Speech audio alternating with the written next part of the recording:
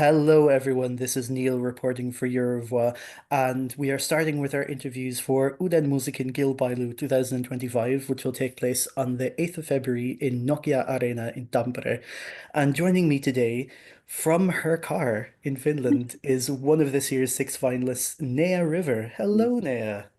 Hi everyone, nice to be here. I'm so excited. 1 week to go till One UMK week, final. 1 week, yeah. How are you feeling now? Are you starting to get nervous, or are you just like, let's go, let's do this? I'm let's go do this attitude. I feel like I'm so excited that I don't have time to be nervous. I'm just so excited that I can perform Nightmares in a huge arena. That's amazing. And speaking of nightmares, that was the very first entry from this year's UMK to be released. Did you feel more nervous being the first one out, or were you just more relieved that you got it out of the way pretty much as soon as the artist release event was over? I feel like I was really excited that I was the first one because the momentum was that the artists were really revealed, and like 3 hours later my song came out after the reveal night. So I was really excited that my song came first, and I feel like it was a really good opportunity for me to have my song as the first one. And what was your inspiration behind writing Nightmares, and why in particular did you choose this genre of Eurodance and very Eurodance beats in the song, especially the piano riffs as well? I decided that if I'm ever gonna apply to Eurovision, the song has to be up tempo, like high energy banger.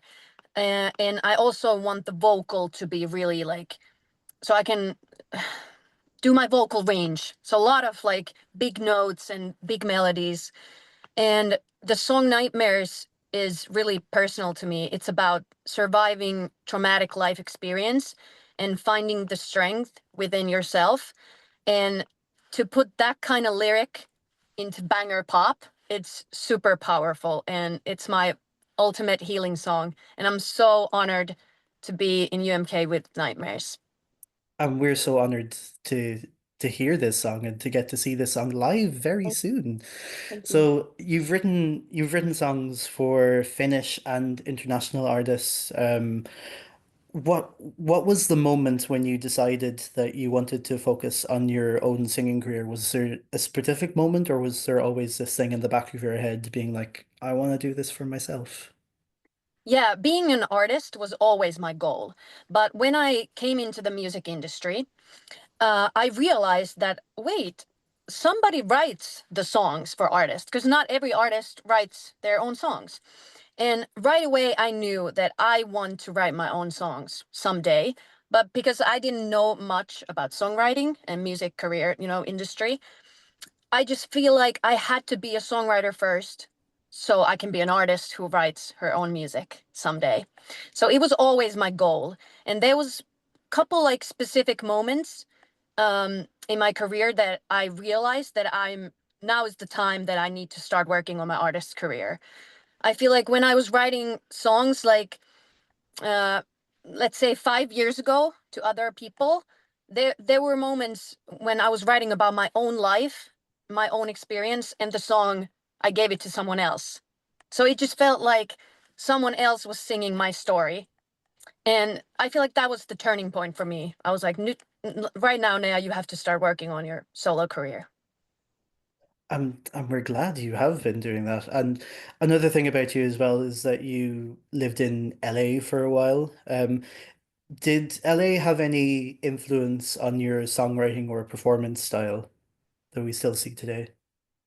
I feel like living in LA, it's the mecca of music. It's the biggest city of, um, like just entertainment industry. So I feel like I got that, little bit that US American style on my sound and on my music. So maybe something like that influenced from Los Angeles, I think. Yeah. Okay, good. And you also described yourself in the towards the I'll ask that again Hmm? because I forgot how to speak Yeah. English. Um, in your towards UMK video, you described yourself as someone who likes to really do everything yourself. So you write your own music, you compose your own music, you learned how to produce your own music. When it came to the staging of this song, did you have a very clear idea of what you wanted it to look like, or did you have were you just like, I don't know what I'm doing here. I need some help figuring out. Actually, for the staging, I had something in my mind. I had an idea, but the UMK work team that I'm working with, they are so talented, and they got me thinking out of the box with the staging. So I was really happy that they took my idea but put it in a different form, you know. So they told me that when they were planning the staging, there was a moment when I was describing my song Nightmares, and they got some inspiration from some quote that I said about the song, and they started building the whole idea over that quote. So that was really cool, and the staging is gonna look epic. It's so amazing.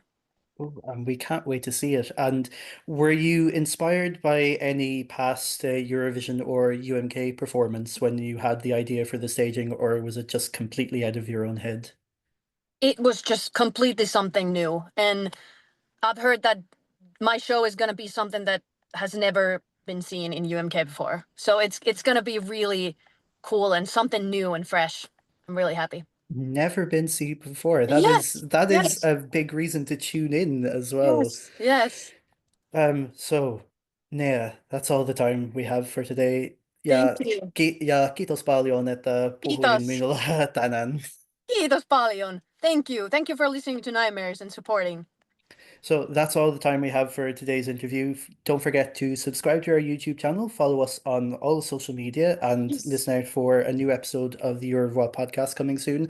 And most importantly, don't forget to tune in to UMK 2025 on the 8th of February on Yle Arena, where there will also have English language commentary so everyone can understand what's going on. But until next time, hey hey! Hey, hey, moikka!